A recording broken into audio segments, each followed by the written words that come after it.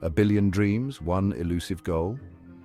India, a nation with an insatiable appetite for sport, harbors a curious paradox. In every corner of this vast country, from bustling cities to serene villages, the love for sports is palpable. The streets are alive with the sounds of children playing, their laughter mingling with the rhythmic thud of a ball being kicked. While cricket reigns supreme, capturing the hearts and imaginations of millions, it is more than just a game here. It is a religion. The fervour for cricket is unmatched, with stadiums packed to the brim and streets coming to a standstill during major matches.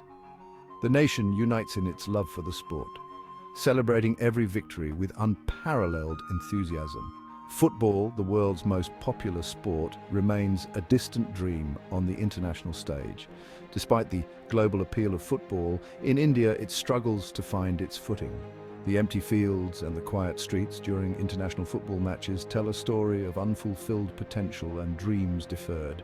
Despite a passionate and ever-growing fan base, India is yet to grace the grand stage of the FIFA World Cup.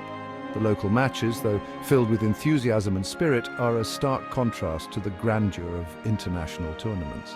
The fans, dressed in traditional attire, bring colour and life to the games, but their dreams of seeing India compete on the world stage remain unfulfilled. This enduring enigma begs the question, why, despite its immense potential, has India failed to establish itself as a force in world football? The sight of the national team training hard, juxtaposed with the disappointment of fans after yet another missed opportunity, highlights the gap between aspiration and reality. The answer, much like the beautiful game itself, is complex and multifaceted. It involves a deep dive into the strategies and efforts of coaches, the dedication of players, and the systemic issues that plague the sport in the country. The passion is there, the talent is evident, but the path to success is fraught with challenges. It's a tale of missed opportunities, systemic challenges, cultural nuances, and a persistent glimmer of hope that refuses to be extinguished. The underdeveloped infrastructure, the makeshift goals, and the determination of young players paint a picture of a sport that is fighting to rise above its circumstances. This essay delves into the heart of this conundrum, exploring the historical, infrastructural, cultural, and social factors that have both hindered and fueled India's footballing aspirations. From the early days of the sport in the country to the modern academies that are trying to nurture the next generation of players, the journey is one of highs and lows, of dreams and disappointments. The journey begins with a nostalgic look back at India's footballing history, a time when the nation flirted with the prospect of World Cup glory, only to see it slip through its fingers.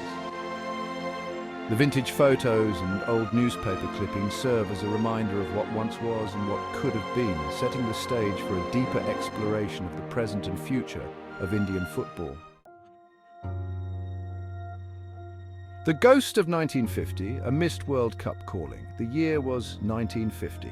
The world was still recovering from the scars of World War II, and the FIFA World Cup, after a 12-year hiatus, was back, promising a celebration of sport and unity.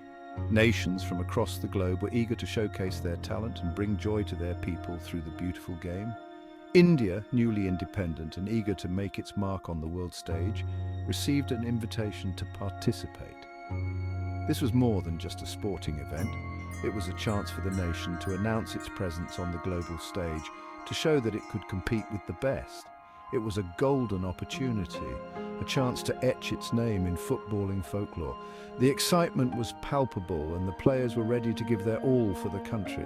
The fans too were filled with hope and anticipation, dreaming of seeing their team compete against the world's best. However, fate, it seemed, had other plans. The dream of playing in the World Cup was abruptly shattered, leaving players and fans alike in a state of disbelief and sorrow. The reasons for India's withdrawal remain shrouded in ambiguity, with conflicting narratives adding to the mystique. Some say it was due to financial constraints, while others believe there were deeper, more complex issues at play. Some argue that the costs of travel to Brazil were deemed prohibitive, making it impossible for the team to make the journey. The financial burden was too great for a newly independent nation still finding its footing, while others claim that the All India Football Federation prioritized the Olympics over the World Cup. The Olympics were seen as a more prestigious event, and the focus was on making a mark there. Whatever the reason, India's absence from the 1950 World Cup remains a haunting reminder of a missed opportunity, a what could have been moment in Indian sporting history. The world moved on, but for Indian football it was a moment that would be remembered with a sense of regret and longing. This missed opportunity cast a long shadow on Indian football. It was a moment that could have changed the trajectory of the sport in the country, inspiring generations to come. Instead, it became a tale of what might have been, a story passed down through the years, reminding everyone of the fragility of dreams and the importance of seizing every opportunity. One of the most glaring impediments to India's footballing progress has been the woeful state of its infrastructure. While cricket enjoys state-of-the-art stadiums, academies, and training facilities, football has been relegated to the periphery, forced to make do with substandard pitches, inadequate equipment, and a lack of dedicated training centers. This disparity in infrastructure has had a debilitating impact on player development. Young talents, often forced to hone their skills on uneven fields and with limited access to proper coaching, find themselves at a significant disadvantage compared to their international counterparts. The lack of a structured youth development system further exacerbates the problem, creating a vicious cycle of underachievement. The absence of a robust domestic structure is another significant hurdle. Leaping forward, limping back, the paradox of professional leagues. The inception of the Indian Super League, or ISL, in 2014 was heralded as a watershed moment for Indian football. It was a time of great excitement and anticipation, with many believing that this new league would finally put Indian football on the global map. With its glitzy format, marquee signings, and significant financial investment, the ISL promised to revolutionize the sport in India. The league attracted big names from international football, bringing in a level of glamour and professionalism that was previously unseen in Indian sports. The hope was that these high-profile signings would not only draw in the crowds, but also inspire a new generation of Indian footballers. While it has undoubtedly raised the profile of Indian football, attracting bigger crowds and media attention, its impact on the national team's performance has been less pronounced. The packed stadiums and enthusiastic fans have created a vibrant atmosphere, but the question remains, has the ISL truly benefited Indian football at its core? One of the criticisms leveled at the ISL is its reliance on aging foreign stars, often at the expense of nurturing homegrown talent. While these international players bring experience and skill, they also take up spots that could be used to develop young Indian players.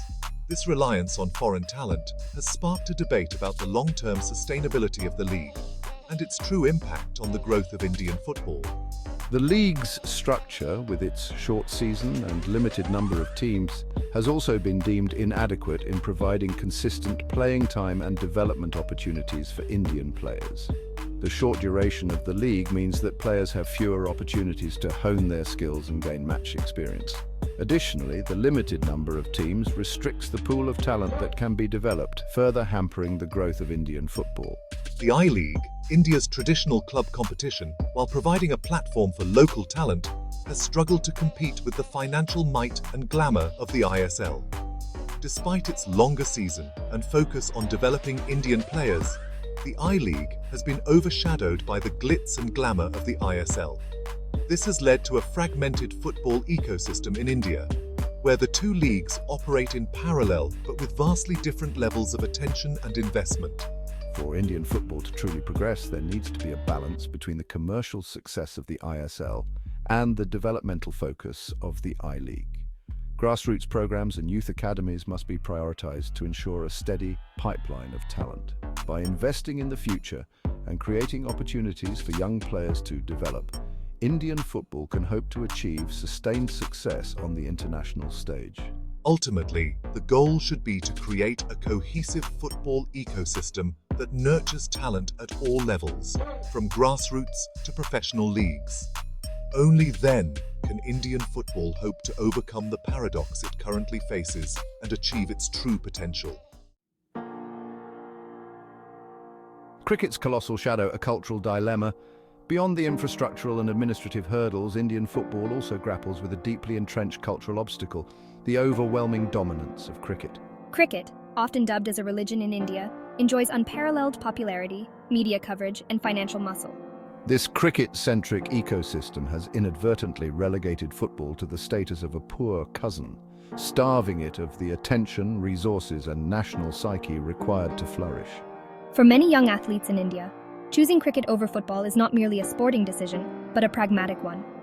Cricket offers a more defined pathway to success with greater financial rewards, recognition, and societal adulation. This cultural bias towards cricket has created a self-perpetuating cycle, where the lack of success in football further diminishes its appeal, making it harder to attract and retain talent.